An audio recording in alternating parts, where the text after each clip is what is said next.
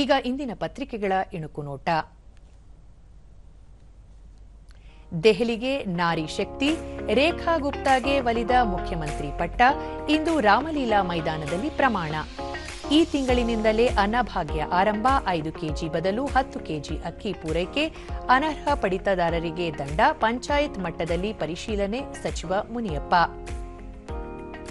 Tungabhadra 30 TMC ನೀರು ಸದ್ಬಳಕೆಗೆ ಕ್ರಮ.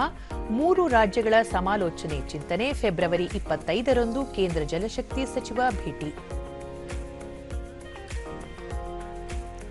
ಬಂದಿದೆ 10 ನಿಮಿಷದಲ್ಲೇ ಭೂ ಸರ್ವೆ ಮಾಡುವ ರೋವರ್. ರೋವರ್ ಸರ್ವೆಯಿಂದ ಅಕ್ರಮಗಳಿಗೆ ಸಂಪೂರ್ಣ ತಡೆ. ಸಚಿವ ಕೃಷ್ಣ ಬೈರೇಗೌಡ. ಇಂದಿನಿಂದ ಭಾರತದ ಚಾಂಪಿಯನ್ಸ್ ಟ್ರೋಫಿ ಅಭಿಯಾನ. ಶುಭಾರಂಭದ ಭರವಸೆಯಲ್ಲಿ ಭಾರತ, ಆತ್ಮವಿಶ್ವಾಸದಲ್ಲಿ ರೋಹಿತ್ ಪಡೆ.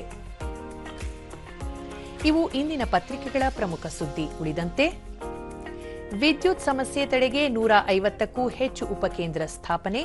ರಾಜ್ಯದಲ್ಲಿ 50ರಿಂದ 60 ವಿದ್ಯುತ್ ಉಪಕೇಂದ್ರ ಅನುಷ್ಠಾನ. ಸಚಿವ ಜಾರ್ಜ್. ಬಿಬಿಎಂಪಿ ಶಾಲೆಗಳ ಫಲಿತಾಂಶ ಹೆಚ್ಚಳಕ್ಕೆ ವಿಶೇಷ ತರಗತಿ.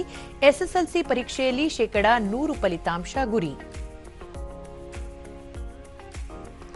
36 ಜೀವರಕ್ಷಕ ಔಷಧಿಗಳ ದರ ಶೀಘ್ರ ಪರಿಷ್ಕರಣೆ. ಔಷಧ ದರ ಇಳಿಕೆಗೆ ಸೂಚನೆ. ಆಮದು ಸುಂಕ ಕಡಿತ ಲಾಭ ಜನರಿಗೆ ತಲುಪಿಸಲು ತಾಕೀತು.